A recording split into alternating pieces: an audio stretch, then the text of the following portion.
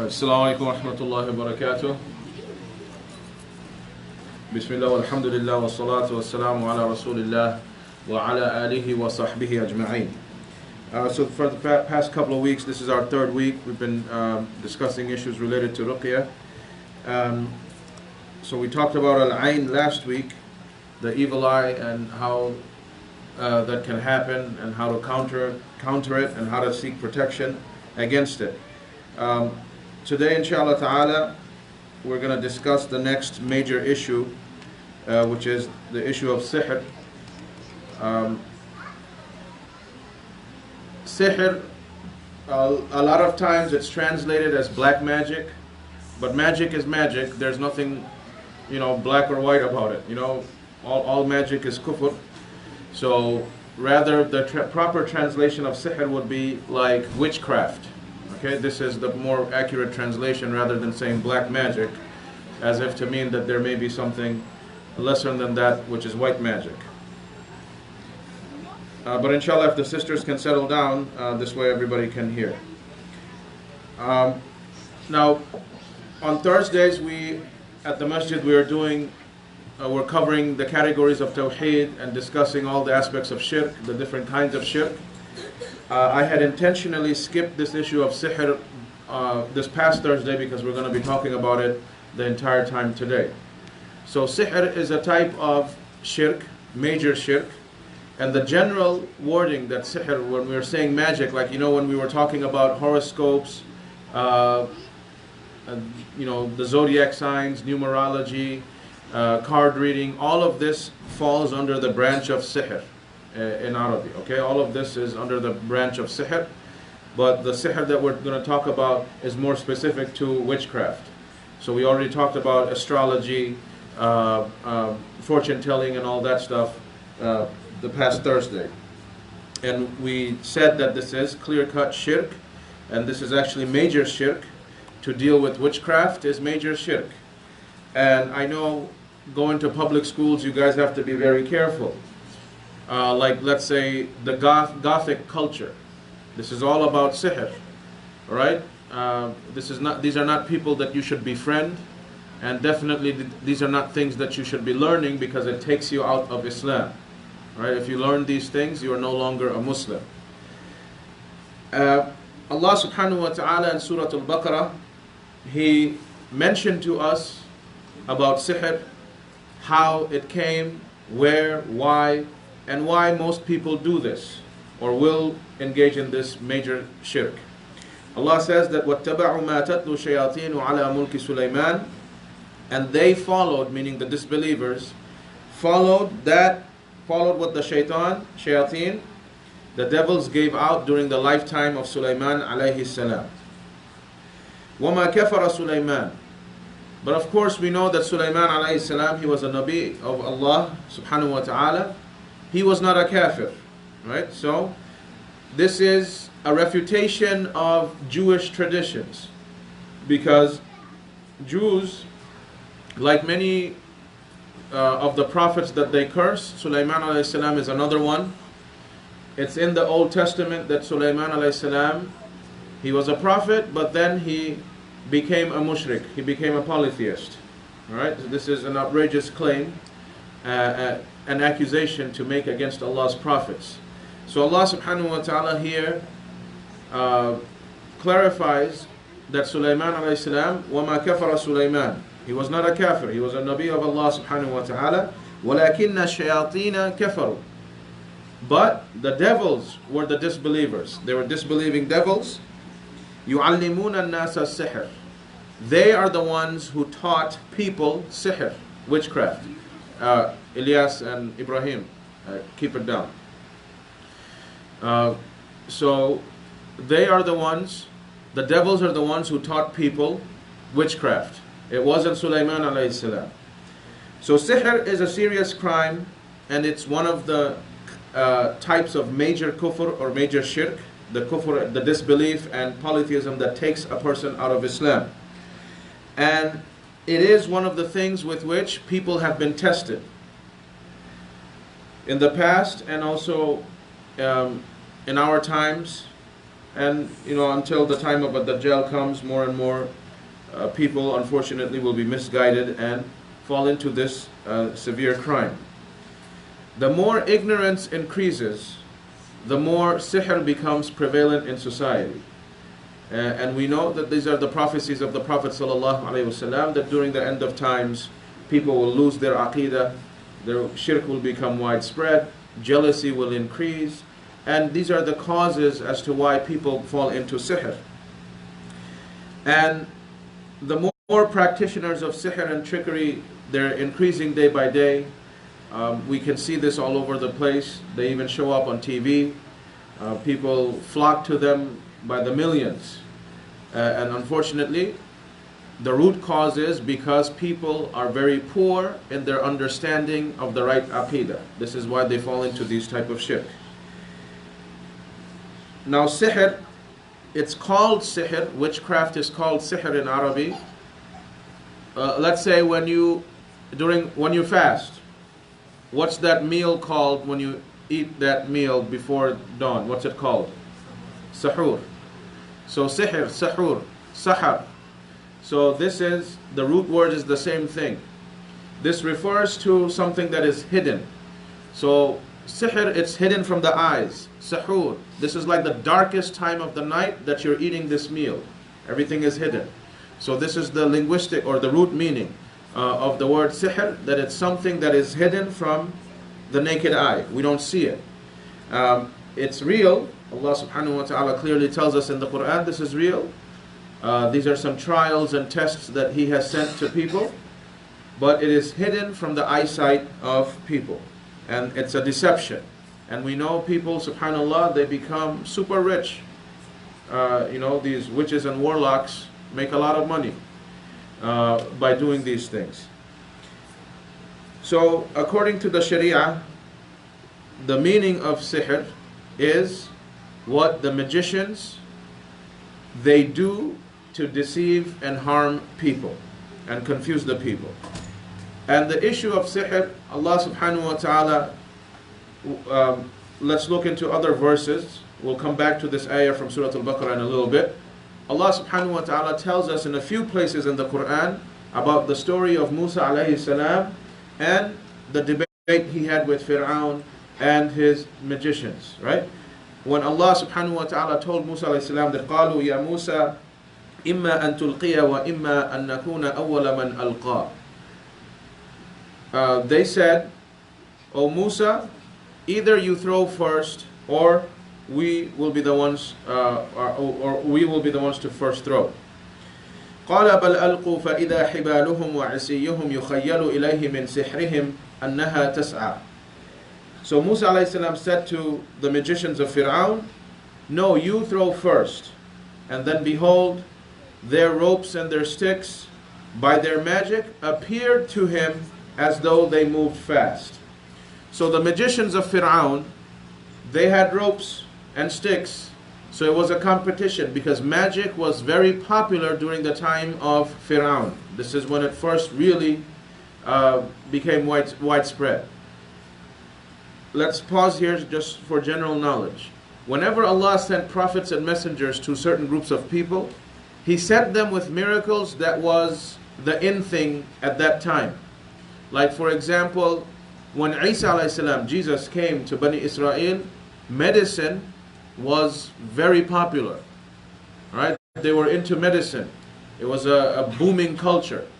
So Allah subhanahu wa ta'ala sent Isa alayhi salam with abilities. What did He do? He touched the leper, bi'idhnillah, and the leper got cured. He would mold birds out of clay and then blow the soul, and Allah would give it life. He would bring the dead back to life, bi'idhnillah, by the permission of Allah. So these were medical miracles that the Jews could not counter. This was a way to convince the people. The Prophet ﷺ came to a group of people that were known. It's historically recorded that the Arabs of that time, they were very advanced in poetry and memory. So Allah gave him the miracle of the Quran, which is the greatest miracle. It's the final miracle that will be with us until the day of resurrection. So this was a miracle given to the Prophet ﷺ to be convincing for his people that you guys are such big poets. Here's the Quran. Try to bring something similar to it, even equal to one verse. They couldn't. So similarly, Musa ﷺ, he was sent to Fir'aun, the people of Fir'aun. They were big into magic. Right? So this was the challenge. This was the miracle that Allah gave to Musa ﷺ. So Fir'aun's magicians, now back to the story, they had ropes and sticks that were magicians. They threw the ropes and sticks. They deceived the eyes of people to make it seem like as if the ropes were moving like a snake. It wasn't real. It was a deception of the eye. That was their magic spell. There were ropes and sticks on the floor, but they put a spell on people's eyes to be deceived into seeing that it's moving and swerving like snakes. فَأَوْجَسَ فِي نَفْسِهِ خِيفَةً مُوسَى. So Musa ﷺ, when he saw this, he conceived fear in himself. This is human nature. SubhanAllah, what's going on? What is this? So he felt a little bit of fear. قُلْنَا لَا تَخَفْ إِنَّكَ أَنْتَ الْأَعْلَى. So Allah told Musa ﷺ, do not fear. You know, Allah removed that fear from his chest and he gave him a surety. Don't be afraid. Surely you will have the upper hand. And what happened after that? وَأَلْقِ مَا فِي يَمِينِكَ تَلْقَفْ مَا صَنَعُوا. So Allah commanded him, throw that which is in your right hand, which is the staff of Musa ﷺ. Throw it in the courtroom. Throw it. إِنَّمَا صَنَعُوا كَيْدُ سَاحِرُ وَلَا يُفْلِحُ السَّاحِرُ حَيْثُ أَتَى. So throw what is in your right hand. It will swallow up that which they have made. And that which they have made is only a magician's trick, and the magician will never be successful to whatever amount of, however strong their spell may be, the magician will never be successful. So Musa ﷺ's staff turned into an actual snake. How did that happen? Because it's Allah who made it happen. He's the creator. He can change whatever he wills. So when Musa ﷺ's staff turned into an actual snake, swallowing up the ropes and sticks that Fir'aun's magicians threw, immediately the magicians of Fir'aun, they knew that this is not magic. And this really is a man speaking on behalf of our Lord. And that's why the magicians of Fir'aun, when they saw this, they knew this is not fake, this is not magic. This is actually real from the Lord of all that exists. So they submitted to Musa ﷺ's command of La ilaha illallah, and they became Muslims. But Fir'aun, of course, we know his story. He was arrogant, he denied, he rejected. But the point is, what's the lesson that we learn from this story? Allah is the only one who has the power to actually change things for real. Magicians, no matter how strong their magic is, it is only a deception of the mind and the eyes. It's not real in that sense. The effects are real. They can harm people, but at the end of the day, you should remember it's not real. What happens from Allah is the real powerful thing. But these are deceptions of the eyes, of the mind, and so on and so forth. Also sihr, this is one kind of sihr. This is very popular, let's say, I don't know who the famous magician is, but when I was a kid, it was I think David Copperfield or somebody like that. He was all over the place. I don't know if that guy is still alive or what happened or who the popular magician is right now. But whatever may be the case, this is what happens. It's a deception. So it seems like they're walking on water. It seems like they're floating in midair, or they're being cut into half and being joined together. Whatever may be the case, these are deceptions of the eyes. And this is nothing but magic that they use the devils with to trick people's eyes and minds. And I'll mention this a little bit more specifically a little bit later. Another type of sihr is when people, they tie knots, they put spells, and this is what is mostly common, unfortunately, in our cultures. And Allah subhanahu wa ta'ala mentioned in Surah Falaq, وَمِن شَرِّ النَّفَّاثَاتِ فِي الْعُقَدِ. You are seeking refuge in Allah alone from when the sahir, the witches and warlocks, when they tie knots and they blow the spell. You seek refuge in Allah from those evil people. So it's Allah who can only cure this situation. So now back to Surah Al-Baqarah. So Allah says that the disbelievers of the time of Sulaiman alayhi salam, they followed the devils. And the devils are the one, يُعَلِّمُونَ النَّاسَ السِّحْرِ. The devils are the ones who taught people magic. Continuing on, وَمَا أُنزِلَ عَلَى الْمَلَكَيْنِ بِبَابِلَ هَارُوتَ وَمَارُوتَ. Into Babel is Babylon. Babylon is the old name of Iraq. Okay, we call it Iraq, but back then it was Babylon. Right? To Babylon, Allah subhanahu wa ta'ala sent two angels. The angel's name was Harut and Marut. These are the two angels that came to Babylon at that time. وَمَا يُعَلِّمَانِ مِنْ أَحَدٍ حَتَّى يَقُولَ إِنَّمَا نَحْنُ فِتْنَةٌ فَلَا تَكْفُرْ. So Allah sent Harut and Marut. These are the names of these two angels. They came to Babylon with this sihr, with the magic. They were doing magic. But they made it very clear to the people that إِنَّمَا نَحْنُ فِتْنَةٌ فَلَا تَكْفُرْ. Indeed, we are a fitna, we are a trial. Allah has sent us as a test to you, you guys of Babylon. Allah is testing your faith through us. He sent us with this test of sihr. Do not learn this. If you learn it, فَلَا تَكْفُرْ, meaning don't become disbelievers in Allah. If you learn this, you'll become disbelievers in Allah. So Allah, from His wisdom, for whatever reason, He sent to the people of Babylon these two angels, and they were performing sihr.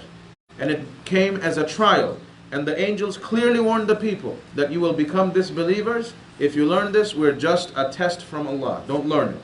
So this is the history that people may wonder, where did magic come from? It is Allah subhanahu wa ta'ala who sent these two angels as a test for their people's iman at that time. And unfortunately, people, those who did not listen, those who disbelieved, they learned what these two angels were doing. And since that time until now and until the day of resurrection, it will be the same sihr that people will do. Because this is what happens. It passes on from generation to generation. Nowadays, sahirun, they write books. They put their spells in the books. Someone's going to read it, and then they learn, and they pass it on, and pass it on. So it's been coming generation after generation since that time. Then Allah subhanahu wa ta'ala continues, فَيَتَعَلَّمُونَ مِنْهُمَا مَا يُفَرِّقُونَ بِهِ بَيْنَ الْمَرْءِ وَزَوْجِهِ. And here Allah subhanahu wa ta'ala specifically mentions one example, because this is the most commonly used magic. From the magic, the people learned that which causes separation between husband and wife. And this is the most common type of magic. People ruin marriages by doing sihr. Right? And we'll give examples of this and talk about it in more detail. But this is a clear ayah from the Quran. There's no way we can disbelieve it. So sihr is something real. It came as a test. Those who do it are disbelievers. And one of the main causes as to why people want to do sihr is to damage people's marriages. They don't like somebody, they don't like a sister, they're jealous of that woman who has a nice husband, whatever may be the case. They'll go do sihr, and it destroys the marriage between the love and relationship between a husband and wife, to the point that so many people end up getting divorced. Not because they themselves are bad for each other, but because of this external attack on them. And they don't know how to seek cure, so they end up being destroyed. Meaning their marital life becomes destroyed. وَمَا هُمْ بِضَارِّينَ بِهِ مِنْ أَحَدٍ إِلَّا بِإِذْنِ اللَّهِ. And now Allah makes it very clear. No harm can come to anybody except by the permission of Allah. So again, like we had mentioned last week, possession, if somebody gets possessed by a jinn, whether it's by mas, which we talked about, touch, or because of sihr, it's a trial from Allah. Just like when you get a flu, or you get allergies, somebody gets cancer, other people have this disease or that disease. Just like that, sihr will not be able to harm you unless Allah wrote for you to suffer from this trial. So at the end of the day, you have to remember it comes from Allah, just like other diseases. It's Allah who tests different people in different ways. Don't start thinking the magician in and of himself or herself has the power to afflict this harm to you. It's Allah who wrote this trial for you, and Allah is all powerful, of course. It's not that the magicians are more powerful than Allah. So وَمَا هُمْ بِضَارِّينَ بِهِ مِنْ أَحَدٍ إِلَّا بِإِذْنِ اللَّهِ. No one will ever be harmed by the sihr except by Allah's permission. And this is from the qadr of Allah subhanahu wa ta'ala, as we mentioned, that some people suffer like this. And again, going back to the story of Musa alayhi salam and Fir'aun's magicians. In another ayah, Allah made it very clear that قَالَ أَلْقُوا, Musa alayhi salam said, throw, to the magicians of Fir'aun.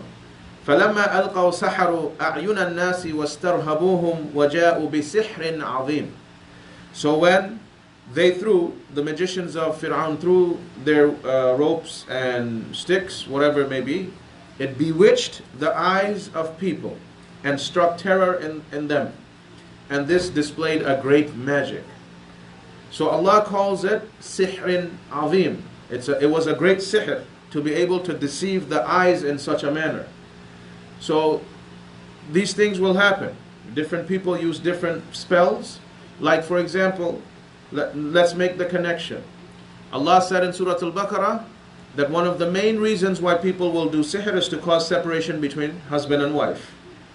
And we know that one of the types of sihr, sihrin azim, a great sihr, a strong sihr, is deception of the eyes. And these are many cases, and I've personally seen them over the years. Let's say a brother marries, he gets married. MashaAllah, everything is going nice. He's the one who said, I find her beautiful, I would like to marry her. Everything was fine. The marriage worked out very nicely.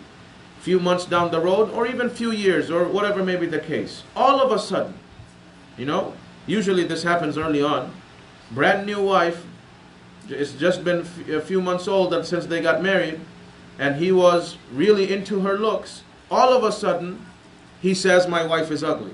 I don't like her no more. So he comes from work, anytime he sees his wife's face, he's disgusted. And the wife doesn't know what's going on. We've been married for 3 months, you kept saying I'm beautiful every day. What happened all of a sudden overnight? Why are you finding me ugly and disgusting? Or vice versa. The wife may find the husband ugly all of a sudden, or physically detestable. She doesn't want to spend time with him, or he doesn't want to spend time with her. They start thinking that each of them are ugly for one another. This is a deception of the eyes from the sihr. Their eye is fooling them to think that this wife is ugly, or the husband is ugly to her. So it's a type of sihr that is done on the eyes, and they start imagining maybe ugly features in their husband, or imagining ugly features in their wife. So again, of course, many people, unfortunately, they don't believe in these things, but these are clear verses in the Quran, right? And this is why, subhanAllah, it's very important that those who do marital counseling, you have to be well versed about these issues too. Because many times, certain counselors, not discrediting them, but they're not equipped with these type of things. Husband and wife you go to marital counselors, they'll charge you $100 an hour. And of course, I find it very strange when Muslim couples actually go to non-Muslims for marital counseling. We have certain rules and regulations in our marriage as Muslims, so they don't understand these things. But again, at the same time, we have to be honest, there's not a lot of Muslim counselors to begin with. But whatever may be the case, the Muslim counselors have to be equipped with this.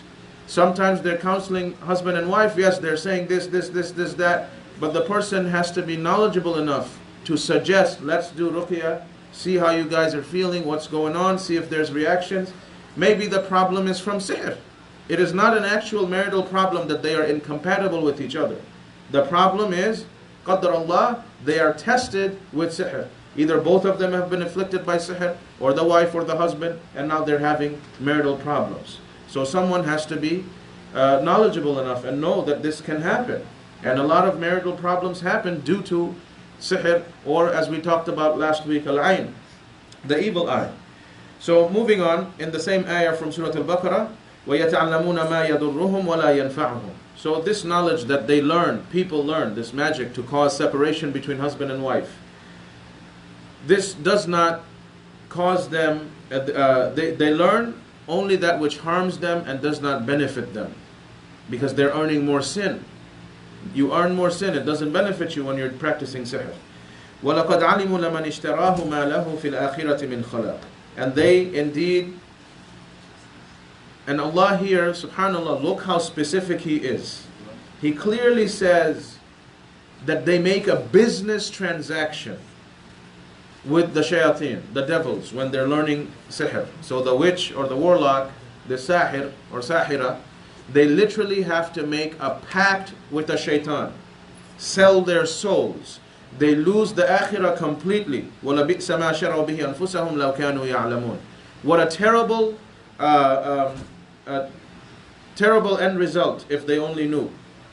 So they literally sell their souls to the shaitan, who comes to them and teaches them the magic. They have become disbelievers, and in the hereafter they will have nothing.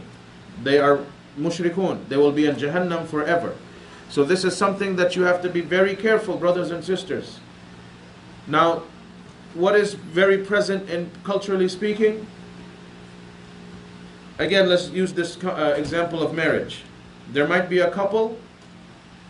The mother-in-law doesn't like the daughter-in-law. She's going to go to some sheikh, but it's actually a sahir, a magician. They get some taweez, and the sahir will say, no, hang this around your daughter-in-law, or put this under her bed, make her drink this, make your son drink this, all sorts of nonsense. So different spells are different ways. It is extremely common, unfortunately, in our cultures. And that is sihr. You have to understand this. When anyone gives right stuff that you don't even know what's inside, they lock it up in a black box and things like that, tell you to hang it. These are sihr, or amulets that you wear. Sometimes people will put a spell on the food or drink, and they make you drink it, right? And it's always, subhanAllah, for whatever reason, most of the times, it's a woman who does the sihr. She's the sahira. A woman who goes for the sihr, a mother-in-law or a sister-in-law, okay? And it's a woman against whom it is done, most of the times. This is unfortunately the fitna of misguided women. Most cases are like this, right? And subhanAllah, and some family, because they don't have an aqidah, they don't understand aqidah.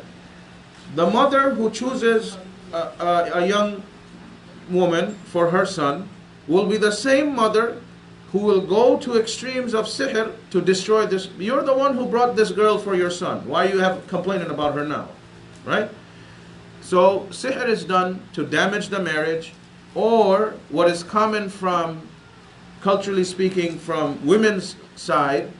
Hey, you're getting married, make your husband wear this, make your husband drink this, he's going to have blind love for you. You're going to have a slave of a husband.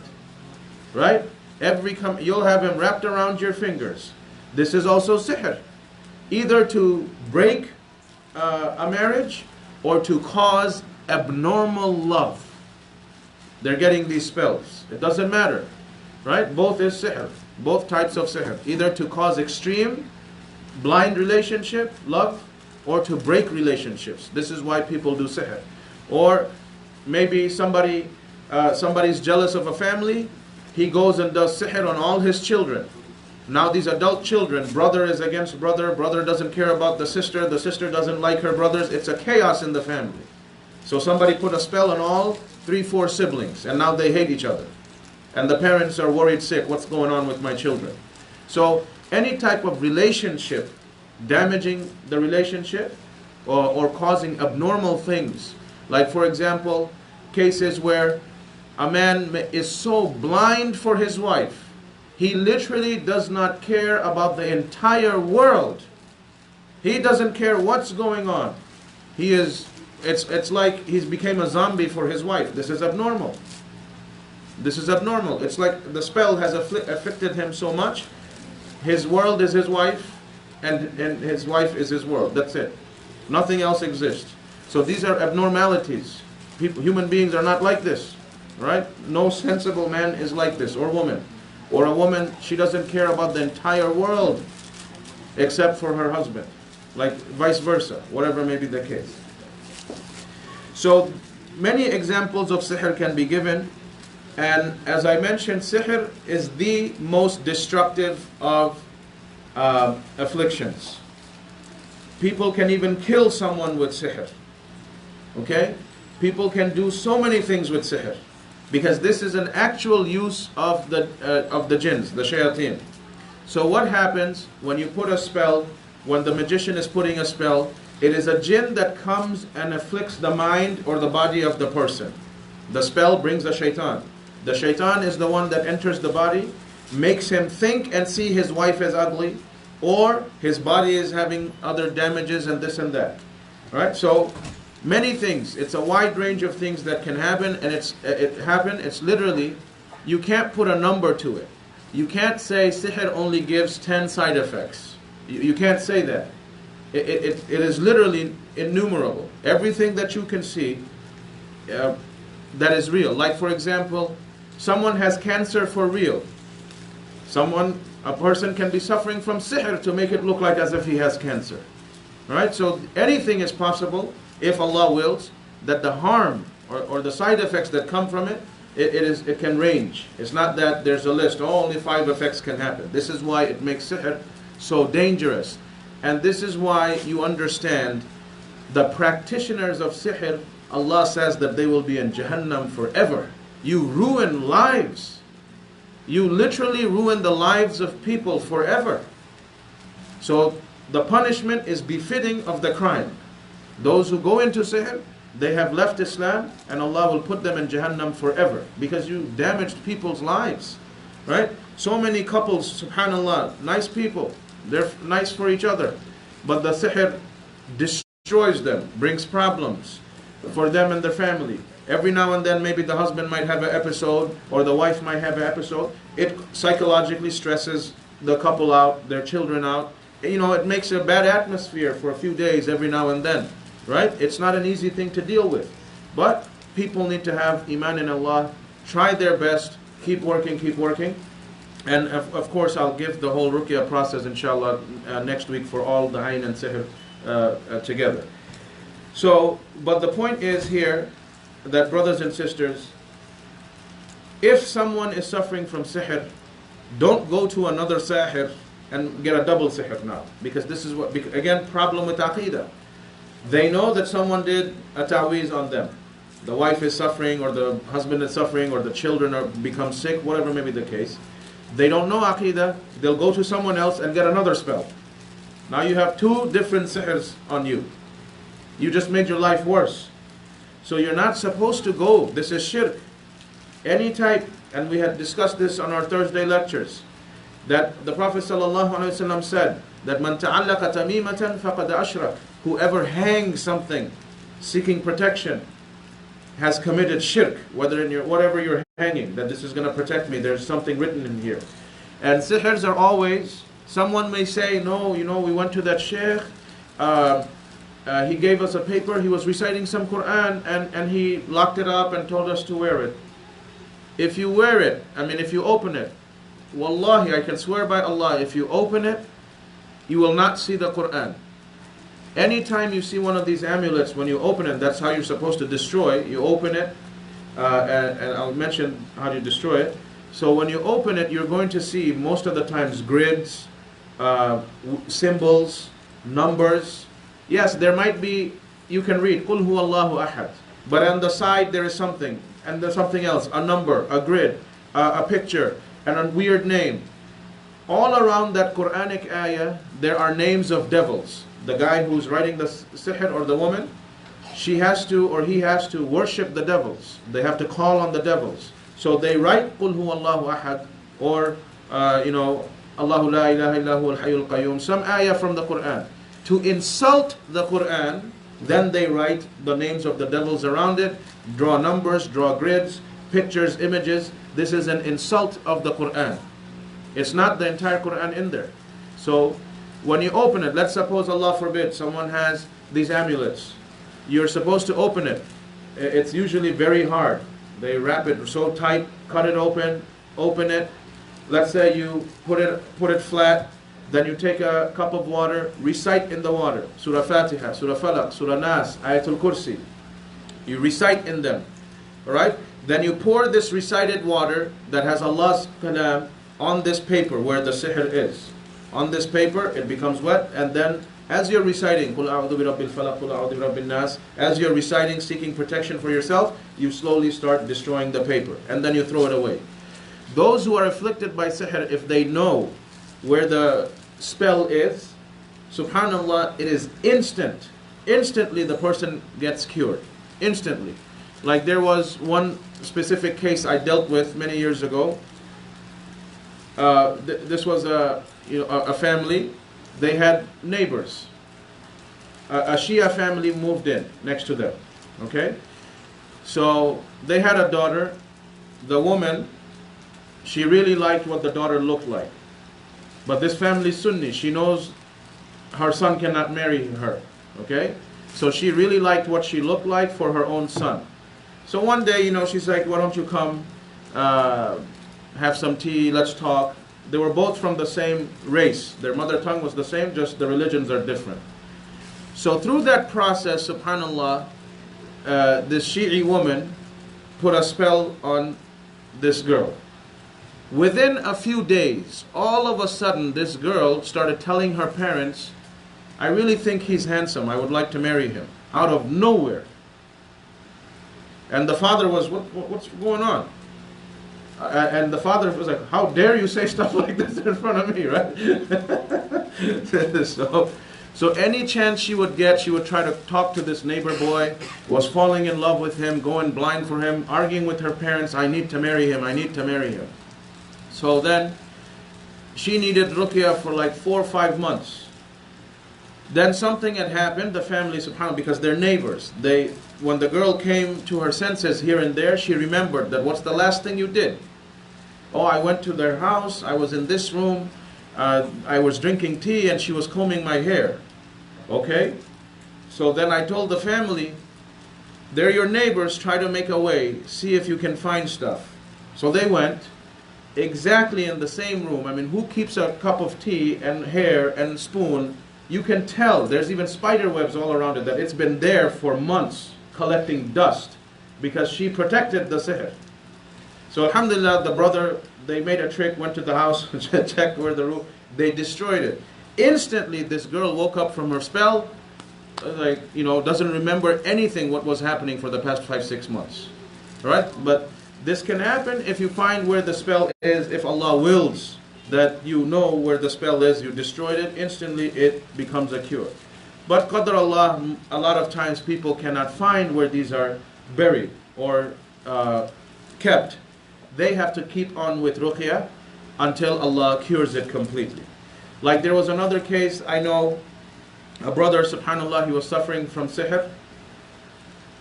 And it was, relatives who are jealous of his wealth and his this and that, another reason. So they put sihr on this brother so he could be killed. And then the father, this was his only son. So if the father loses his only son, who is he going to pass his inheritance to? His nephews, his nieces, his brothers, his sister, stuff like this. So this was like the family plan. Let's kill his only son with sihr so that we get the money and his property and all this stuff. So, this is what people do, unfortunately.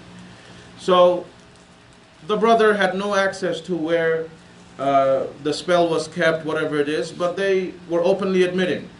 The uncles, aunts, whatever it is, they were so arrogant in their shirk, they were openly admitting, we did this on you, you're still alive, aren't you dying? Like literally that was going on.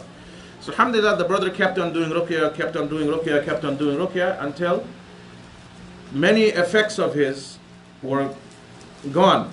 One day completely gone. And then the relatives actually admitted that we made a spell and we buried it under our backyard in a certain place. There was a flooding in the area a few months ago, and then he was suffering for years, like 7-8 years. So there was a flooding all of a sudden, and that flood came and destroyed all the spell and everything. We couldn't find it anymore. Who sent the flood? Allah. He had no idea where the sihr was buried, but Allah helped him. This was just by coincidence, by the qadr of Allah, of course. Allah willed. So you should not lose faith that thinking that I don't know where the spell is, I'm never going to be cured. No, keep on reciting Quran and leave it to Allah. If you have understanding people, your wife, your children, there has to be moral support that someone is doing Ruqyah on himself or herself. You give them some moral support. Now, of course, if the person is someone he's suffering from sihr, doesn't want to take the treatment, then it becomes a huge burden on the spouse and the children. How are we going to help somebody who doesn't want to help himself? That becomes very disastrous. So that usually happens with people who have no deen, very irreligious. They cannot make this connection with Allah's Quran, and therefore they cannot find this treatment for the sihr, and it goes on and on and on and worse and worse and worse. Right? Even if you have one episode a month, few episodes a year, your family can deal with this. But if the episodes are happening every single day, your wife or whoever, or husband, your spouse will eventually get tired, your children will get tired, and you will lose your family, just like the sihr wanted, what the goal of the sihr was.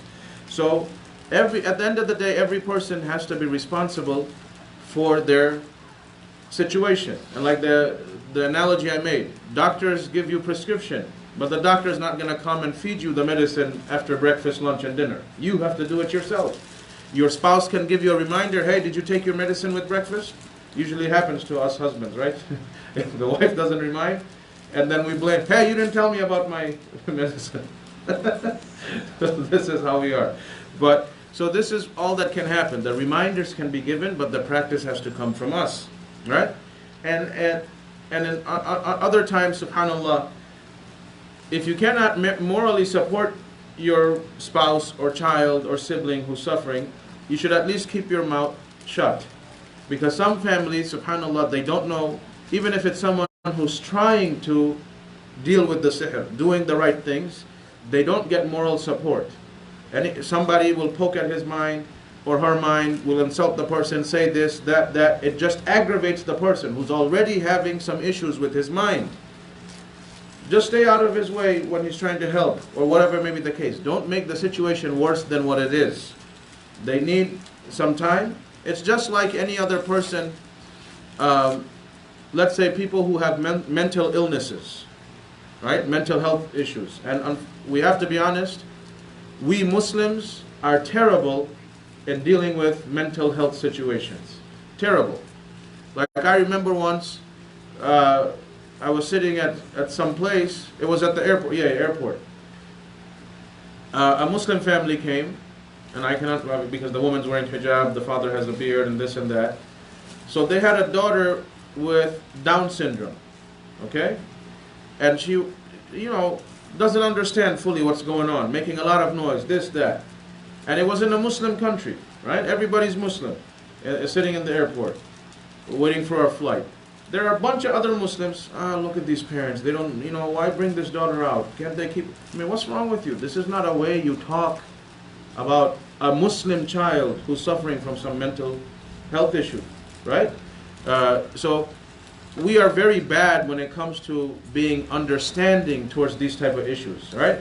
If someone has some mental disorder, this crazy man, shut him up, slap him, throw him out. This is how we behave, but this is not the way Islam teaches us, right? So we have to be helpful. You have to be a little bit supportive and caring. It's a tough issue, but this is what Allah decides to test certain families with. You have to deal with it, right? Just like what if you had, Qadr Allah, your spouse became paralyzed, can't even go to the bathroom. You have to literally clean his or her feces even for the rest of her life.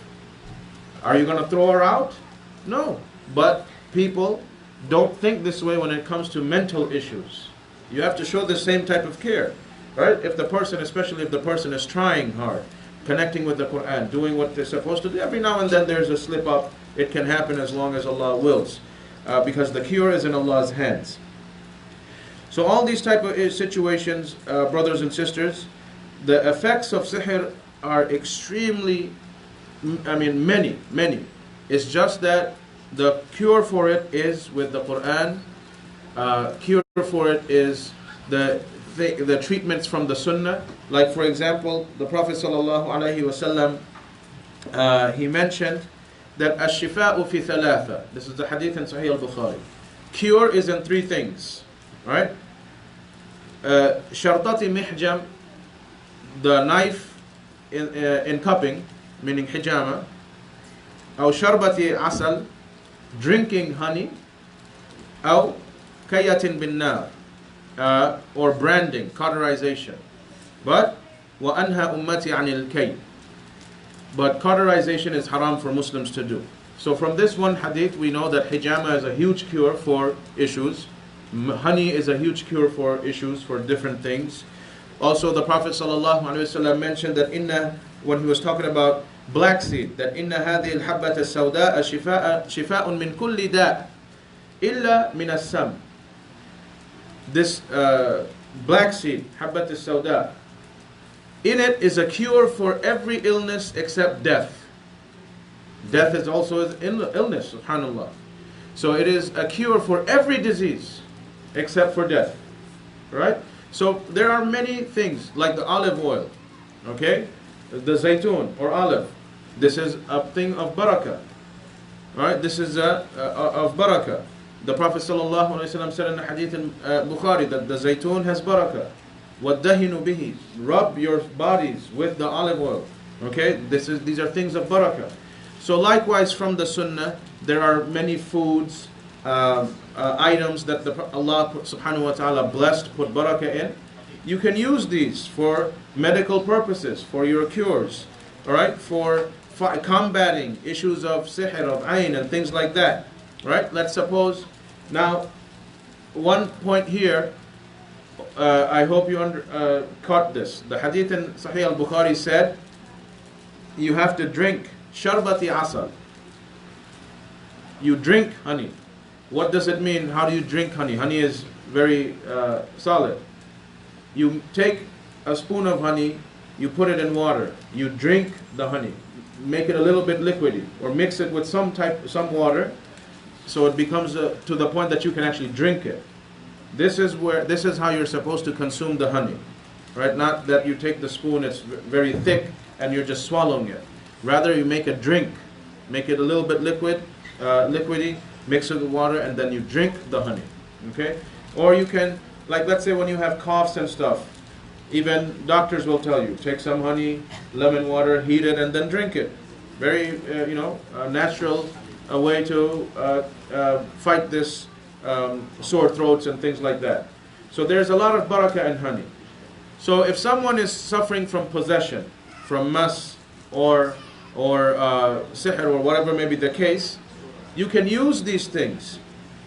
Drinking honey, putting black seed in your food, mixing honey, water, and black seed, reciting in it, and then drinking that, reciting in the olive oil, rubbing on over your body. Also, the Prophet ﷺ, when he himself was afflicted by the sihr, he taught the ummah that the sidr tree, the sidr plant, mix it in water, recite, and take a bath, drink some of it, and take a bath with the rest. This is very strong against fighting sihr. So all of these are cures from the sunnah to combat these type of illnesses. Now, one thing here that I just mentioned, we see that issues like sihr, if Allah wills, it can even afflict the most religious of people. Who was more religious than Rasulullah sallallahu alaihi wasallam? No one. But Allah willed that he was tested with this affliction. And through his affliction, Allah taught us what to do and how to seek cure. This is a hadith in Sahih al-Bukhari. Aisha radiallahu anha is the one who narrated this. But there's a difference. Rasulullah sallallahu alaihi wasallam, his mind was protected, his character was protected, his body was protected. He is Allah's messenger, the final prophet and messenger. Allah protected him. And his iman was the highest. No human being can have iman like him. Aisha radiallahu anha said, the only effect that came to him from his sihr was that he used to imagine or think he was already intimate with his wives, even though months, days went by, weeks went by, he never spent time with them. He wasn't intimate with his wives. But he would think that, yeah, I was. That is the only effect that sihr could do. So it affects the mind. That's the point here. But of course, our iman is nowhere near Rasulullah sallallahu alaihi wasallam. We have so many sins. That's when you see if a brother is afflicted by the sihr, he starts behaving really full of rage, yelling, screaming, many times becomes violent, right? Somebody may say, the wife may say, I've been married to him for 10 years. He never cursed. No one ever knows him that he raised a finger on even a man. But now all of a sudden he's slapping me. Anytime he sees me, all of a sudden he wants to slap me. This is abnormal. Because what has enraged him? It could be sihr. You know? So try doing ruqyah. See what the solution is. So that you know what the problem is, so that inshallah ta'ala it can be taken care of and your marriage doesn't get destroyed. You guys don't end up in divorce or whatever may be the case. So Rasulullah sallallahu alaihi wasallam's effect was that he used to imagine he was intimate with his spouses, but he wasn't. Right? This was the only effect. It did not affect his religion. It did not affect his job as a messenger. It did not affect his body or his mind in any other way. So from this, the scholars have deduced, the weaker your iman is, the more the sihr will affect you. The stronger your iman is, the less it will affect you. So someone who doesn't pray, who doesn't read the Quran, who doesn't do religious activities, you'll see this person going crazy every single day.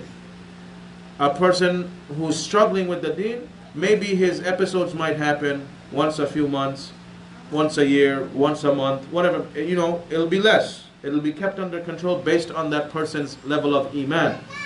So the effects of sihr, the irregular activities from the sihr, it would boil down to your level of iman. The less you have, the more irregular, irrational behavior you may have. The more iman you have, the lesser it will be. Alright, subhanAllah, this is something many people nowadays are suffering from this because people have become evil. Right? I personally know, subhanAllah, teachers of Islam. Teachers of Islam who suffer from this. Like this one sister, Sheikha, for what, you know, nobody likes teachers of Tawheed as it is, and then she's a female teacher of Tawheed. She gets afflicted by, has episodes. Her husband, children, all her, the families, everybody knows. So every now and then, every few months, she has to take a break from her classes. She doesn't come to the masjid to teach every few months. She has to do ruqyah on herself. But it just happens maybe a few times a year. It's not an everyday thing. Even people struggling, you know, this is what they're doing. This is the best thing that someone can do, teaching the religion, you know, things like that. But Qadr Allah, people, so many types of enemies exist out there. I personally, one of my own teachers, I learned with him for many years. He went to a town to give da'wah, took his family. There were a bunch of people, you know, into grave worshipping, this, that. And of course he's explaining to them, this is shirk, this is shirk. What did they do? They came to the masjid. It was in a masjid, subhanAllah. Some people brought the food. They were so keen on feeding it to his daughters and his wife. No, this is special for the sheikh's family. Only for this. No one can touch this. No one can touch this. It was weird. But, you know, it was in a public situation. But anyway, the little girl, you know, his daughter was like 8, 9 years old. She didn't understand. The sheikh himself didn't eat from it because the way they were talking was very weird. Qadr Allah, the wife took like a couple of spoons. His 2 daughters ate a whole bowl of food. For 7 months, the sheikh was busy doing ruqyah on his own wife and 2 daughters from that night. And they did it intentionally. Let the sheikh be busy with his family so he's not going to come and teach Tawheed. Let's destroy his family. So these are real situations that happen. You always have to be careful. That it's like I tell so many people, when you're teaching religion, you're waging war against shaitan. That's literally what you're doing, waging war against shaitan. So there will be actual shayateen trying to harm your family, devils from people trying to harm you and your family. So you have to be very careful. Always make your adhkar, always recite on yourself. Don't eat from shady people. Right? So these are the things. You have to be cautious. Once you become a public figure, any type of public figure, look at these athletes and celebrities. They're not going to walk into a random McDonald's to eat. No. There's security all over the place. It's just how human beings are. Once you get the public spot, you will automatically develop a lot of enemies. And it's just that when you get into religious public spots, you have all kinds of enemies. There was another sheikh in Sudan. This is many years ago. And Sudan, parts of Sudan, they're very big into grave worshiping. Like it's like those extreme Sufis, they have control over certain towns. So the sheikh, he went to give da'wah, to tell people that this is shirk, to explain, to call them to tawheed and this and that. So somebody, of course they physically attacked him, then took some of his hair. Then they did the sihr, and he's a sheikh. All of a sudden, after a few days, his family was knocking on him. He wasn't coming to the masjid for Fajr. All right? So he was having issues. Once they took his hair, they put a spell, Allah willed. So they were having issues. His family's knocking on his door. Why is, he's supposed to go to the masjid for Fajr. They broke the door. They saw him hang himself to death. So this question was brought forth to Sheikh bin Baz, who was alive at that time. And the family testified, no, he was suffering from sihr. This is where it came from. So the sihr drove him to insanity, to the point that without realizing he killed himself. This is different. This is not suicide. Okay, he was to the point of mental illness. So many people do this. And Umar radiallahu anhu was the one, when during his khilafah, some people were doing sihr, using jinns to steal money, to kidnap people, and to kill people. So this happened. We have these recordings from the Sahaba themselves that people can do this. There was a situation once in Dallas that one of my teachers was dealing with. The same situation. A mother hated her daughter-in-law, and she wanted her son to divorce her. Okay? So she came from her country, was on vacation. One summer was enough. It ruined their marriage, subhanAllah. Ruined their marriage completely. Then the mother kept saying, you need to divorce your wife. I think she's evil. Look what's going on in your house. So the son and the daughter-in-law was like, no, we never had this type of thing happen until you came. We were living in peace. So, but then, one of my teachers, he went, helped them with the Ruqiyah situation, clearly found out that this was a case of sihr. So things got worse and worse, and he was helping that family for almost 2 years. Whenever he had time, he would help them. It was almost a 2-year situation. Then the mother came back again for vacation again, and it got really bad, to the point that the brother was beating his wife like he had no sense. He has no idea what he's doing, cursing, beating his wife up. So his wife would have to leave, go to her parents' house. It was a chaos.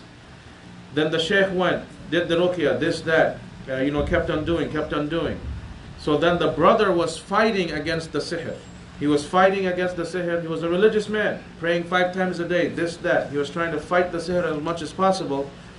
Then one night, his sister, because his wife was, he said, take the kids away, whatever it is. I get very dangerous sometimes at night. Just you guys leave. I'll take care of myself. So his sister, who was older than him, decided to stay that night. I said, okay, I'm your only sibling. I'll help out.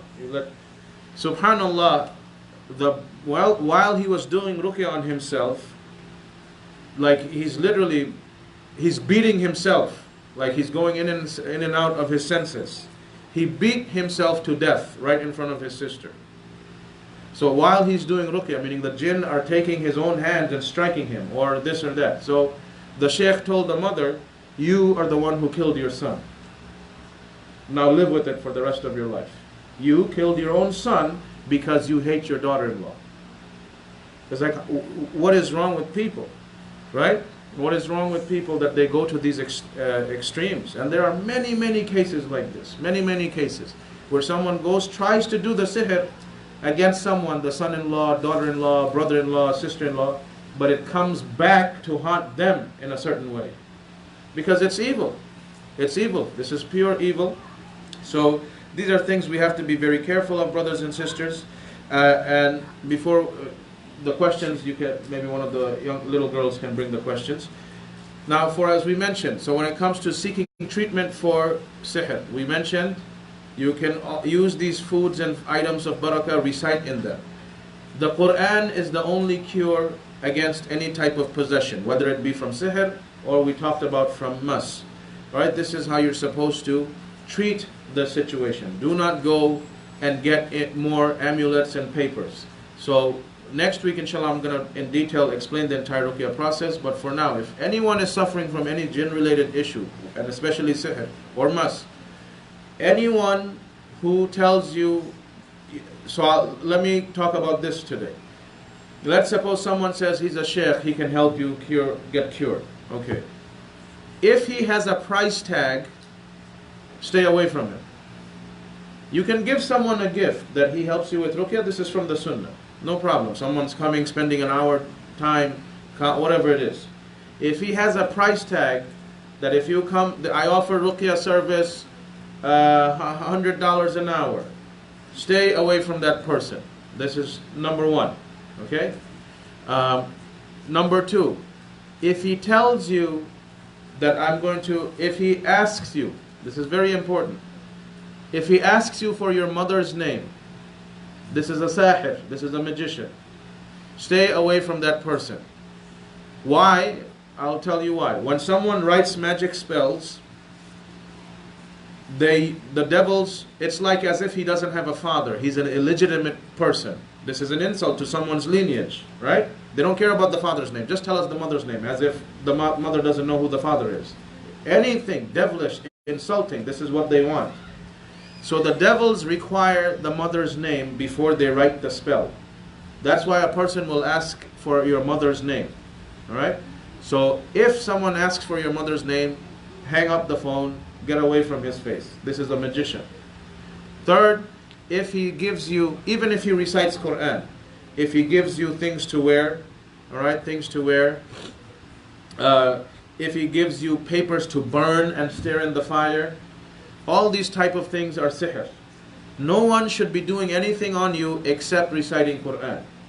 This is how you know a true person from a fake. Anything else is wrong. If he's reciting Quran in a drink, there's honey that you see was made, this is different. He's still reciting Quran in the water and telling you to drink.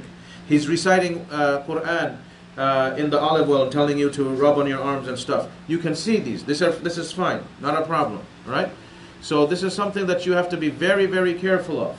Otherwise, you're going to make a more of a mess. You fall into shirk by going to these people. And second, your harm will be far more. You're already suffering from something. Now you're going to be suffering from something else from this guy. Right? I remember in Virginia, people got confused. It was a sheikh of Quran. People go, it's a hifz program, this, that, whatever it is. So the sister got confused. You know, she was having trouble getting pregnant. Anytime she gets pregnant, gets miscarriage. So that Quran teacher told her, gave her a long string, and the string had knots, and said, wrap it around your stomach. Next time you get pregnant, it will protect your baby. She did it. So I said, sister, don't you know Surah Falaq? وَمِن شَرِّ النَّفَّاثَاتِ فِي الْأُقَدِ. This is exactly what you have around yourself. But what is her excuse? But the man is a Quran sheikh. How am I supposed to know? This is how you get fooled. You have to know your aqidah. You have to know Tawheed and Shirk. There's no excuse. Don't blindly trust people just because this person's a sheikh. And then you can think, he's a hafid of Quran, he has produced 50 hufad. How does he not know this is shirk? What can we do? That's the dead heart. Someone can be reciting Quran every single day, but if his heart is not in the Quran, it will never change him. Okay, so, and certain groups of Muslims, they come from certain schools of thought. They think it's halal to make these ta'weez and this and that, like in these branches of Sufism. They think this is okay. That's the problem. This is the problem. That's why they do it. They think this is from the religion. They're completely brainwashed into thinking this is the right way.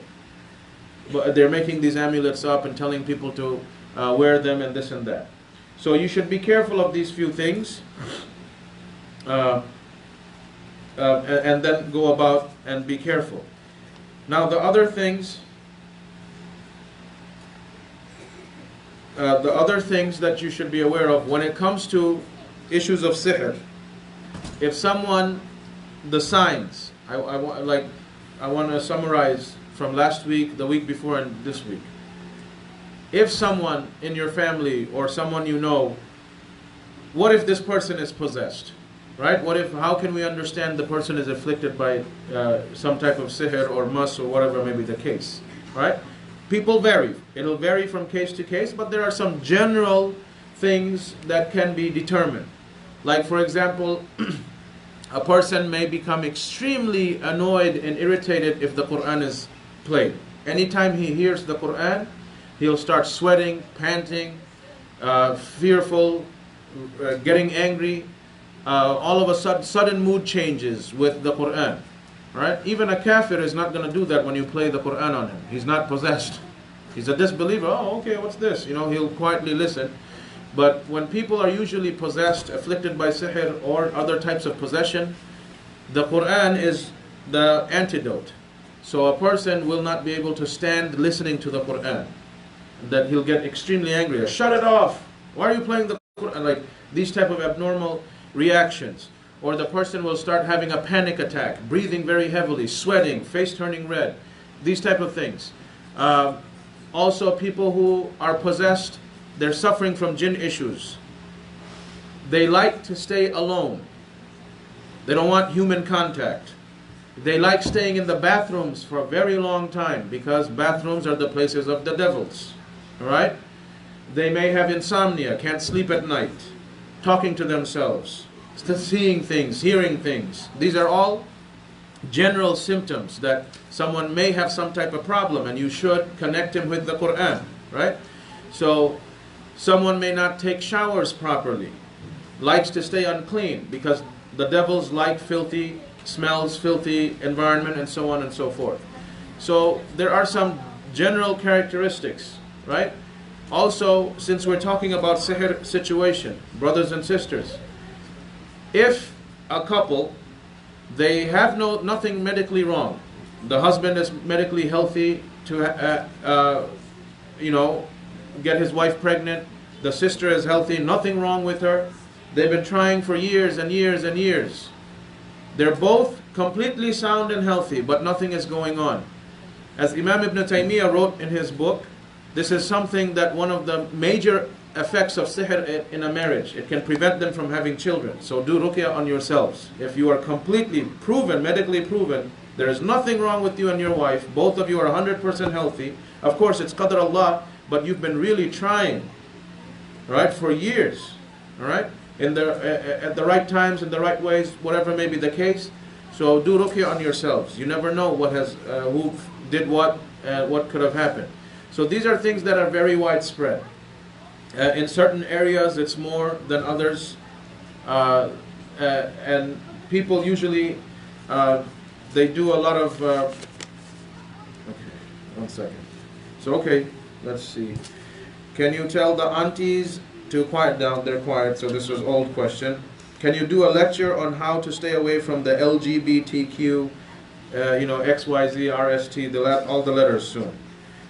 People and why it is haram. Inshallah, okay. After I finish this series, it'll almost be Eid time, and after that, inshallah, I'll definitely talk about this issue because a lot of people have been asking about it. So we'll do it here in EHT. Okay, this is an essay of a question, but inshallah, let me see the shorter questions first. Okay, I have heard that many imams and sheikhs don't want to do ruqyah on possessed people because they fear of the devil who possessed the person will follow the imam or sheikh, their family for a long time.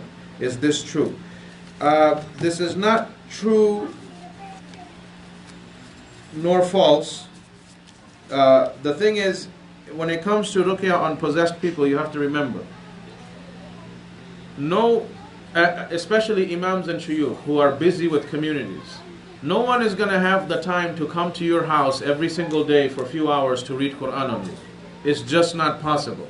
An actual genuine sheikh is not going to have that time. He's busy teaching, leading salah, counseling other people in the community for other problems. It's only the fake ones who charge money. Yeah, he needs repeat customers. If he can come to your house 7 days a week for a year, he just got a salary set for the year. So that's number one. Number two, the ruqyah process, yes, a sheikh and imam can come, let's say first 2 times, teach you the process. Okay, this is what you have to recite. This is the verses you say. That's fine. Learn from people who are well versed. That's what you should do, so you know how to do it right. And that's it.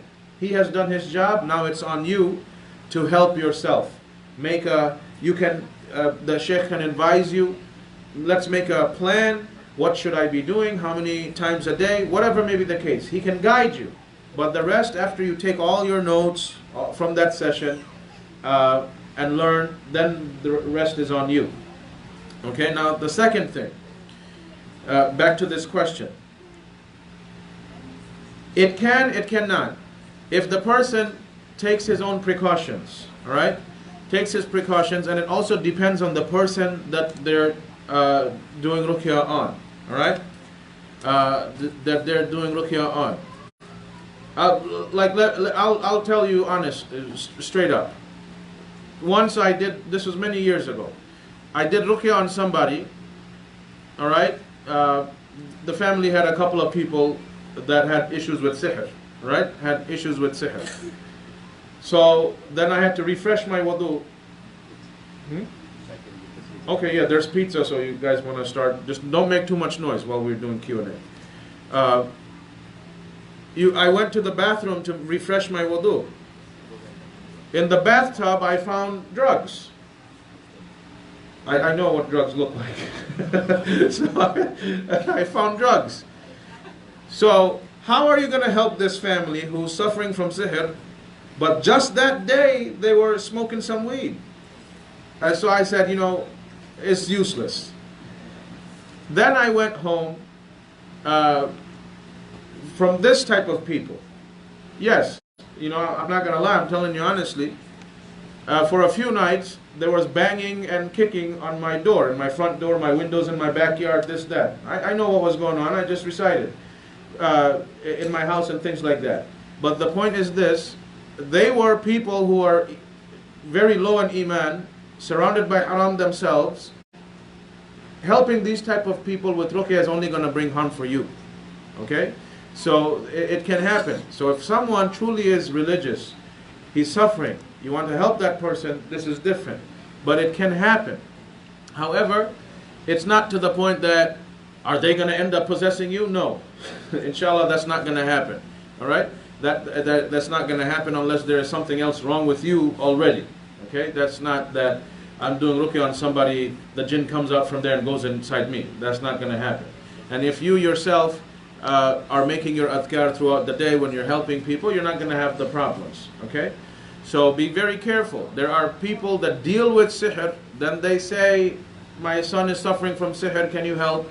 The family is into sihr themselves. You don't want to help those type of families. Then you might face some backlash, some other issues, this, that. So stay away from that.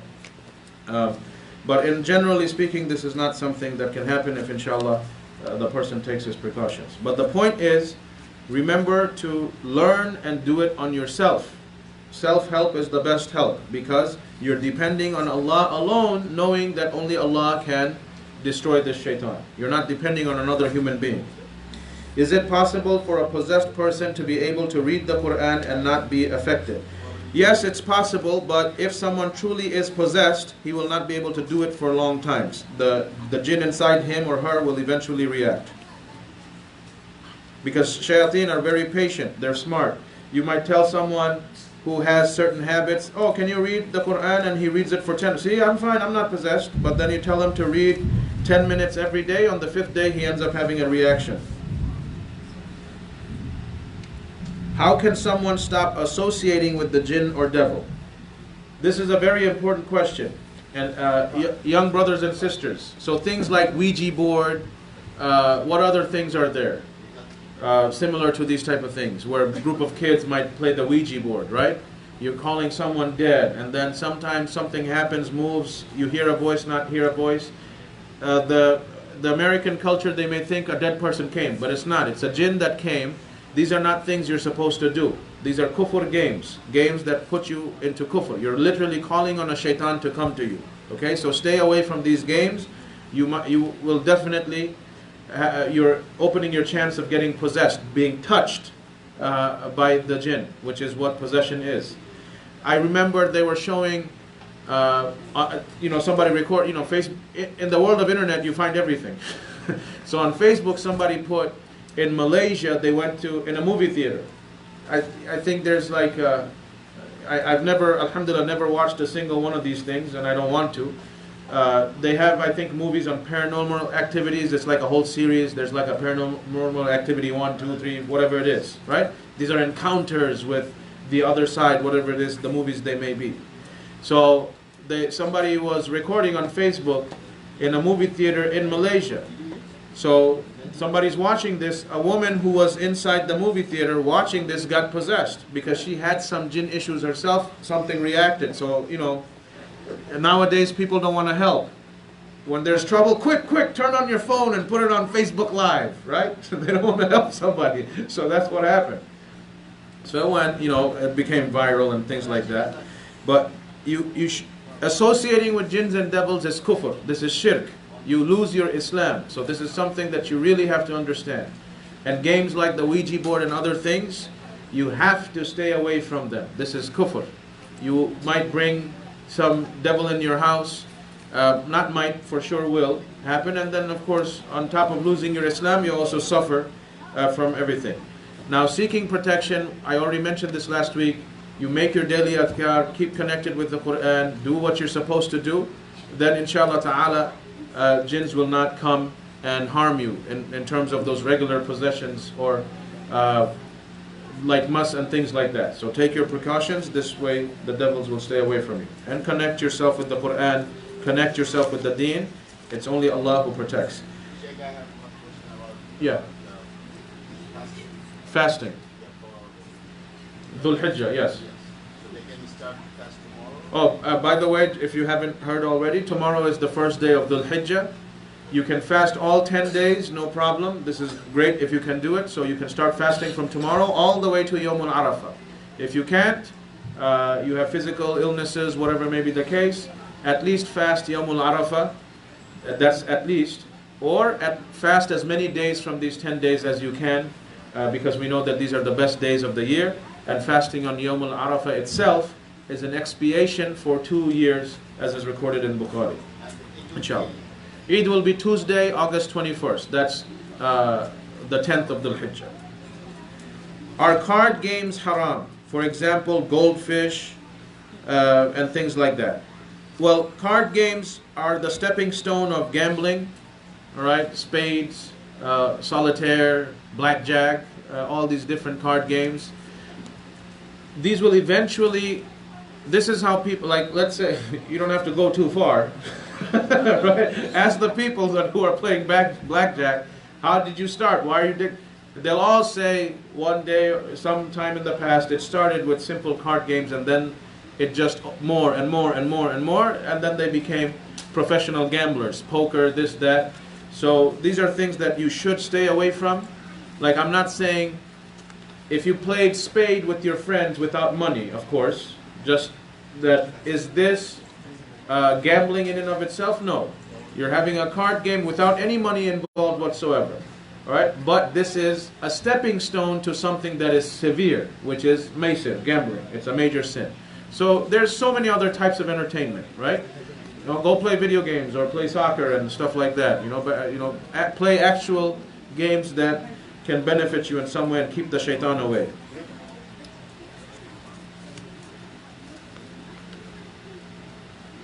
As a youth, how do we help kids that have mental health issues or anxiety?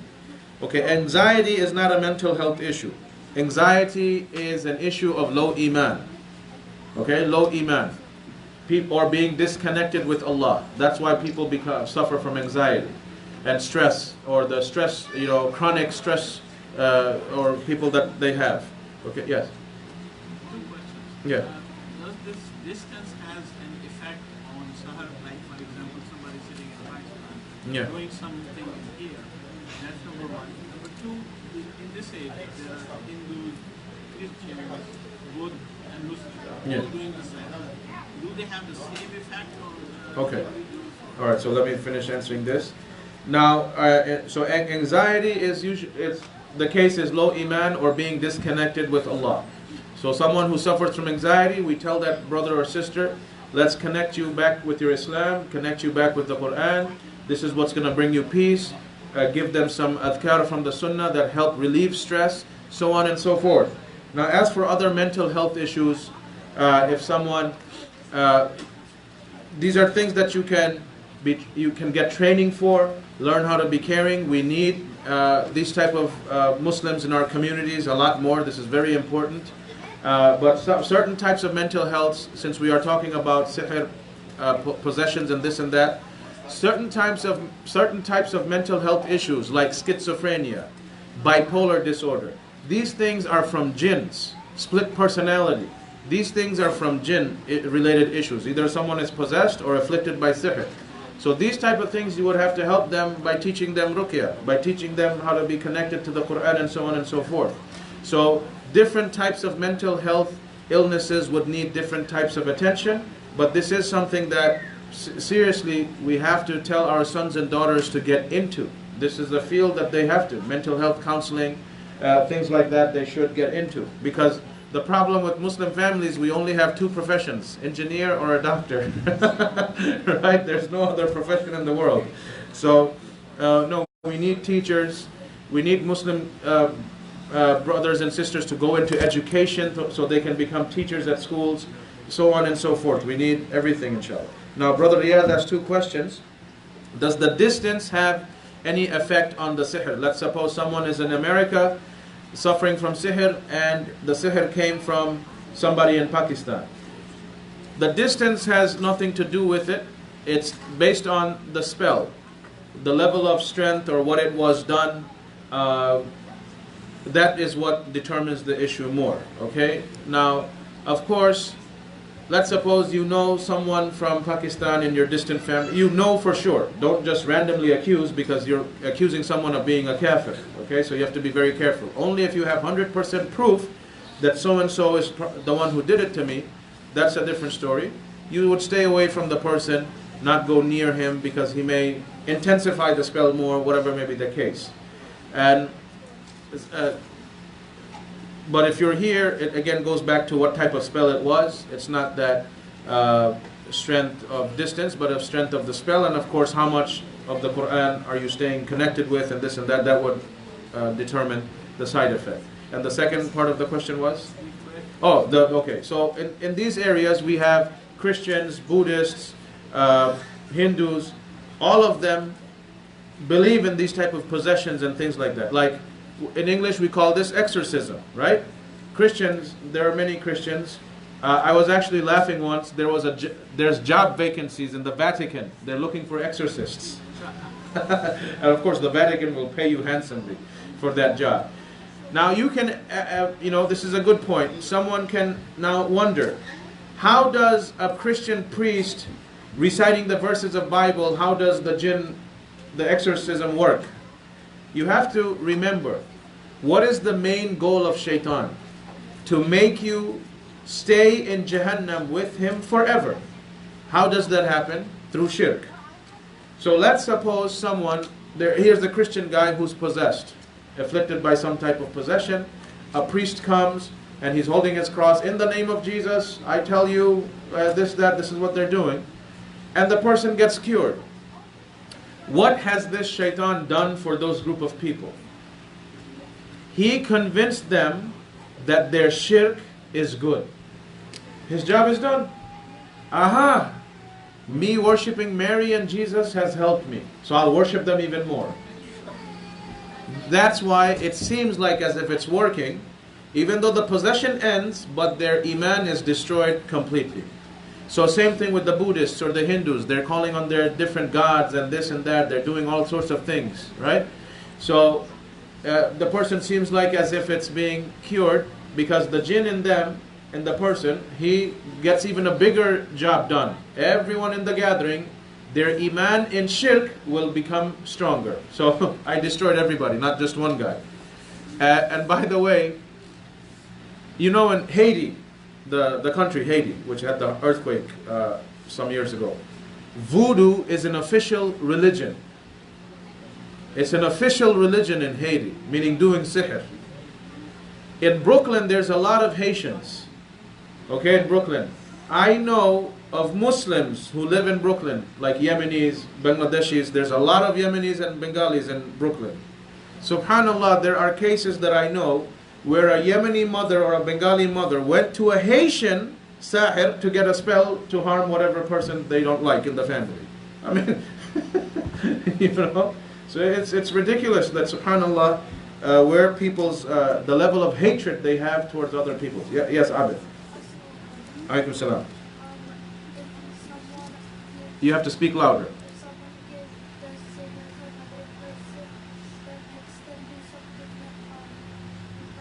Yeah.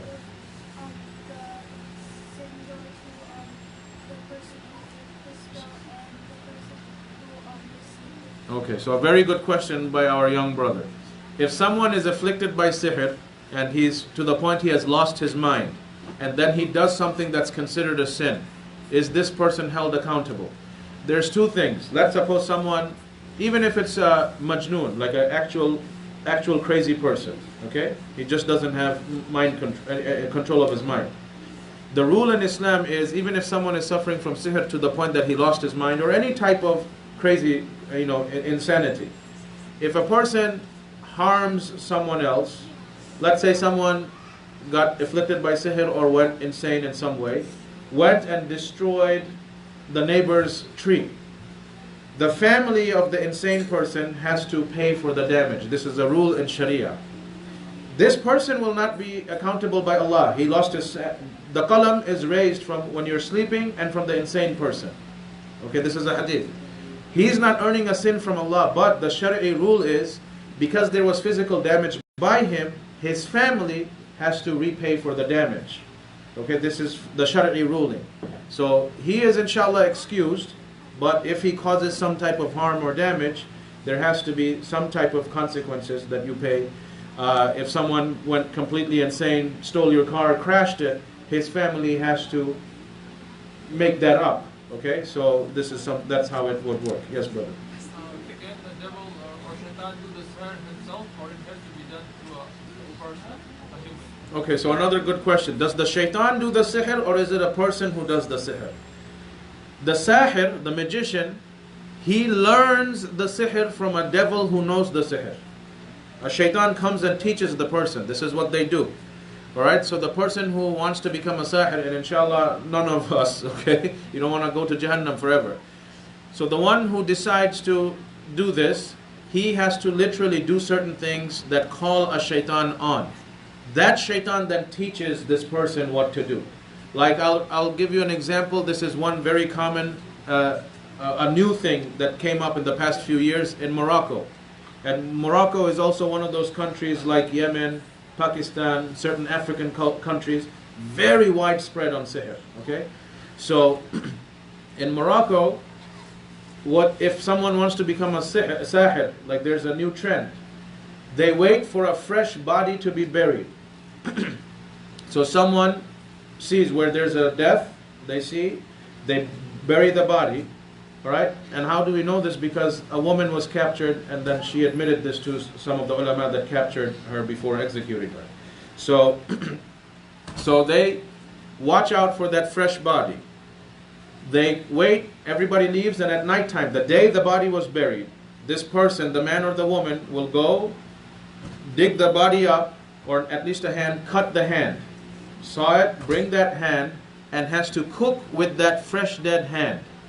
Something, make rice or couscous, whatever it is. Then a shaitan enters the house and says, what do you want to learn from me? So this was the account of one sahira. She admitted this herself before she was executed. So many like weird, ridiculous things. I remember in North Carolina 2 years ago, a white guy, like they showed it on the news too. Like he was into witchcraft and everything. They found cat's head, dog's feet. They found 3 human beings buried in his backyard. The house was stinking, filthy, feces, urine everywhere. And you know the ABC? Oh, there's some Arabic on the wall. Of course we can read. It said Iblis. He has to worship the devil. And this is a white man, knows no Arabic, but this is what he has to do. He has to call on Iblis and his soldiers. So on his walls he had in Arabic written Iblis multiple times, in Arabic. So this was, so these are things that, subhanAllah, we see it, that what they have to do, just like Allah has clarified. So they have to do really filthy things, and then the shaitan comes and teaches them. Okay, if you see ta'weez in your home, how can you destroy it? So I'll repeat it again. So if you see these amulets in your house, immediately, don't go to sleep. If you already know that there are stuff like this in your house, tonight before you sleep, take it out, open the thing, recite in a cup of water, put, open the whole thing, open the entire paper, and then take a cup of water, recite Fatiha, Ikhlas, Falak, Nas, Ayatul Kursi. And then you do nafat. So let's say you're saying Alhamdulillahi Rabbil Alameen, Ar-Rahmani Rahim, like this, okay? So you recite and you pour it pour it on the paper, or you can dip the paper in so it becomes wet, and then you rip it apart and you throw it away. This is how you would destroy it. So you recite Allah's words in the water, dip the paper in there, or pour it and then rip it, and keep reciting Falak and Nas as you're doing it, and then you throw it out of your house. Okay, this is not something that you should delay. Can you please do a lecture on halal love marriages and explain why dating is haram and why we should stay away from it? Okay, inshallah. This is also a good topic.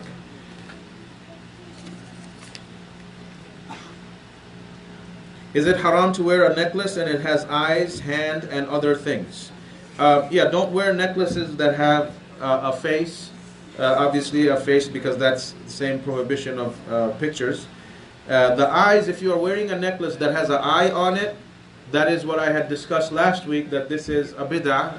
People think that this keeps the evil eye away from you, but that's a bid'ah. The eye is not going to keep the ayn away. You're just falling into a bid'ah.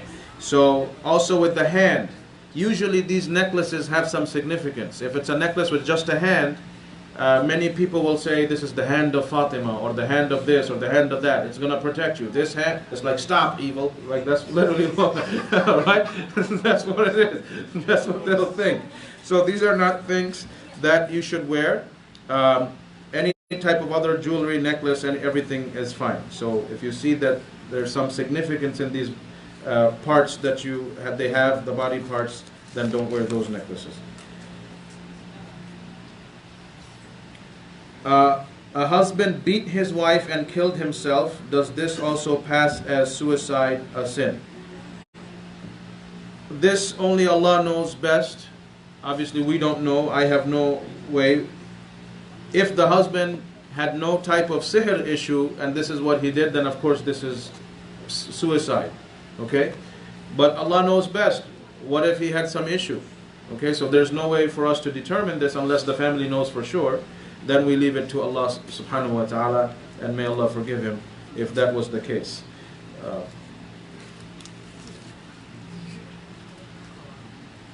When you are in Mecca and you yawn, do you still have to cover your mouth? Because there's no shaitan to go in your mouth. If not, why?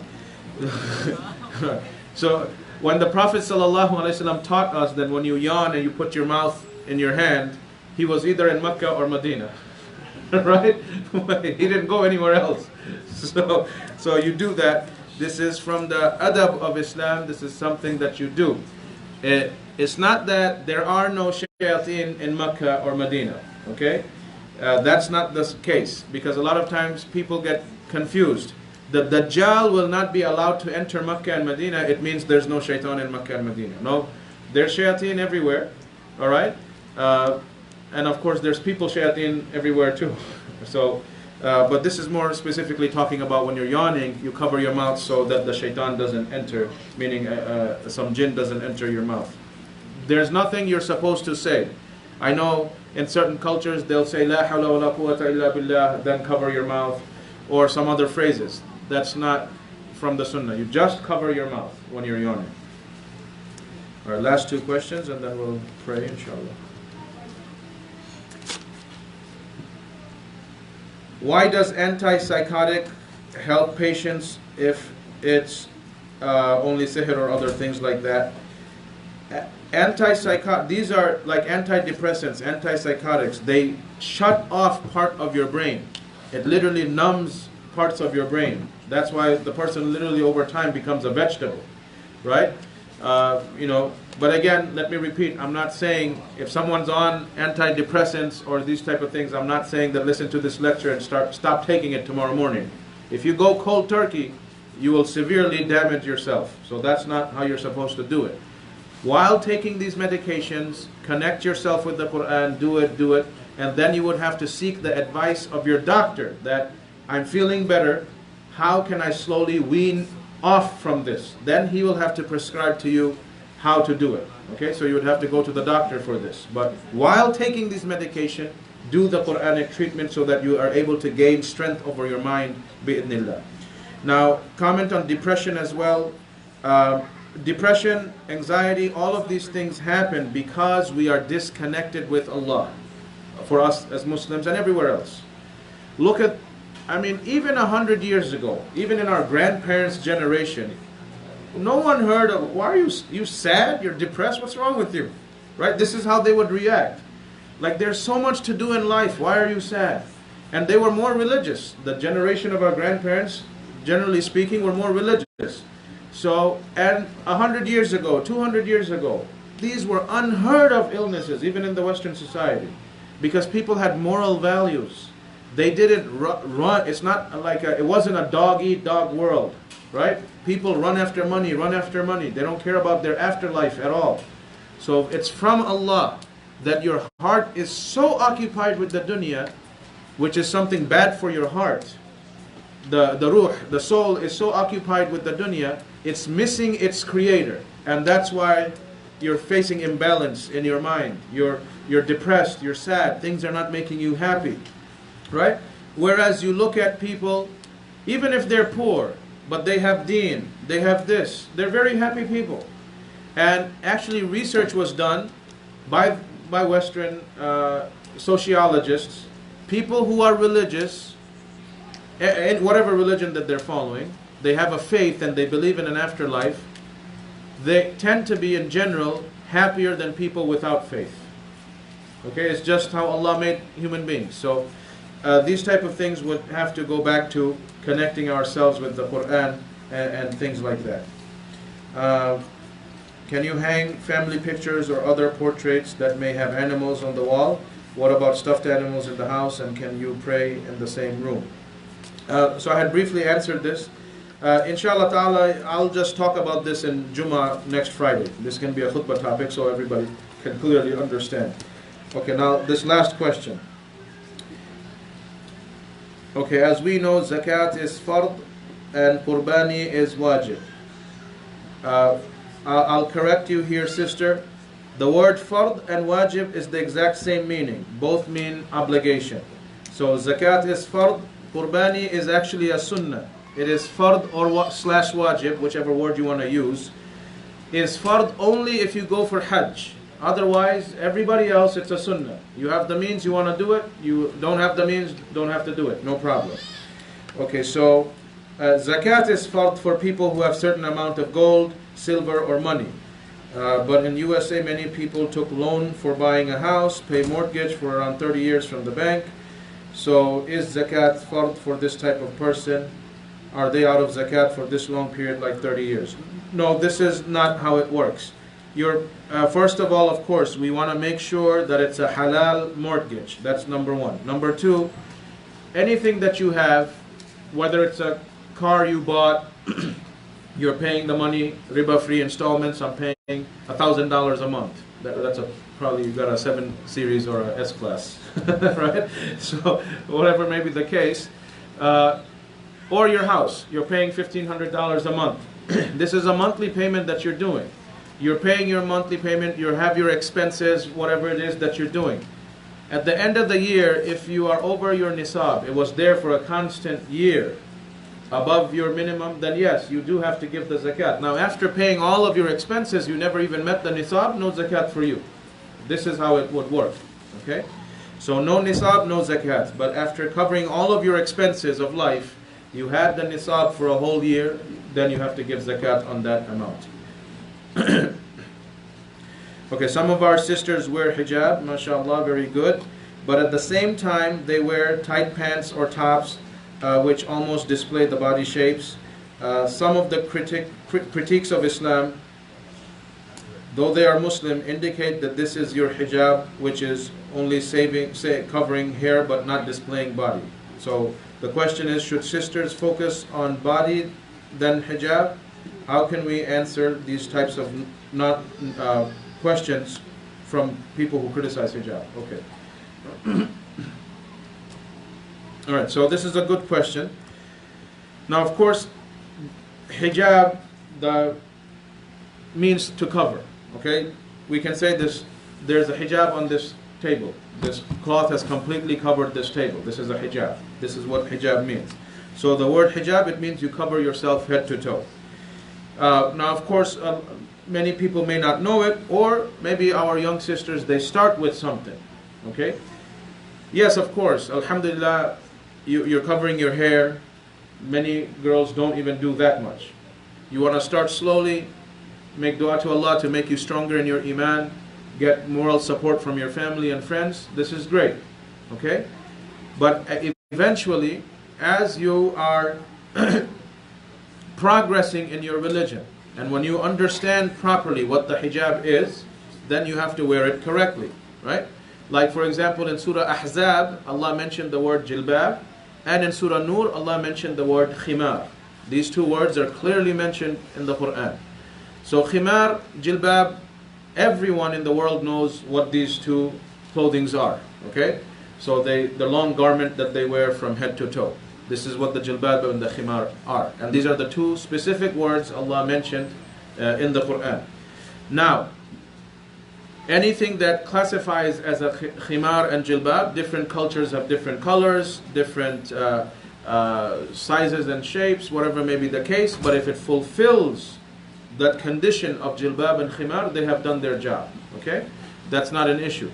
But the point here is, as the sister mentioned, that if you wear a scarf over your head, but then you're wearing jeans, which clearly show the shape of your back and your legs and things like that, this contradicts the purpose of hijab. Because the hijab is the covering of your whole body, to the point that no one sees the shape or the curves of your body. That's the whole point of hijab, that the shape of your body is covered from the eyes of people. But as we said, our young sisters who are wearing the scarf, it's a good attempt. May Allah help you to do it right, but this is not the right way. It's a start. We have to say it's a start, but work with yourself, seek help from your moral support from your family, your friends, then you can do it the right way, because you're putting effort. You're putting effort. You want to make sure that you do it the whole way. You want the full reward, not thinking that I'm doing this for 20 years, then you end up dead, and then on the day of judgment you find out you actually didn't do anything. That would be a loser. You don't want to be in that type of situation. So this is how you would go about it. And as for the niqab, which is the face covering, this is something that is mustahab. The jilbab, khimar, this is fard. We have no choice. You have to cover yourself from head to toe. No choice for a Muslim woman in front of non-mahram men. The niqab is mustahab. It's not fard. It's recommended. It's better to do it. If you don't want to do it, you're not a sinner. Okay? So that would depend on a woman individually. And also, if you're wearing the jilbab and khimar, because we have to explain everything properly. If your husband tells you, I want you to wear the niqab, then it becomes fard for you. If the husband says, I want you to wear the niqab, then it becomes fard on you, because it's the law of Islam. If your husband tells you good things which are from the religion and he wants it from you, then it is fard on you to obey, because this is obeying Allah's laws. Okay? So then you have no excuse. Okay? So that's one of the ways niqab would become fard, if the husband says, I want you to wear it. But otherwise, it's mustahab, it's recommended. It is better to do it. And especially in our evil society, people have strange fetishes. Even nails of fingers of women is a fetish for sick people. So this is very sick. We live in a sick world, and we want to protect our Muslim sisters as much as possible. So guard yourself as much as you can from those with diseased hearts. Okay, inshallah. Okay, when's the trip for the youngsters? So we decided on Clementine Park, correct? Yes or no? I think the girls also decided the same thing. Yeah. So it'll be this week, inshallah. So we'll see. Monday and Tuesday is still thunderstorm. We don't want to go then. So maybe Thursday morning we can go. It opens at 11 o'clock. A couple of brothers said that they'll give their minivan taxis. They'll volunteer. So this way we have the trip covered, because we'll probably have like 30 brothers and sisters. So then we can go, inshallah ta'ala, no problem. So I'll keep you posted. I'll keep you posted. For the parents? Yes, for the parents? Yeah, get their kids. You want to pay me for babysitting your kids for the day? Sure. No. I'm just joking. So far we have the money covered, inshallah. For the Fayaz, you were supposed to give me. Did you find out the ticket prices for sure? Okay, I'll give you until the end of tonight, inshallah. So then I can calculate. We can, and we have it, inshallah. Whatever it may be the case. Okay. أقول قولي هذا واستغفر الله.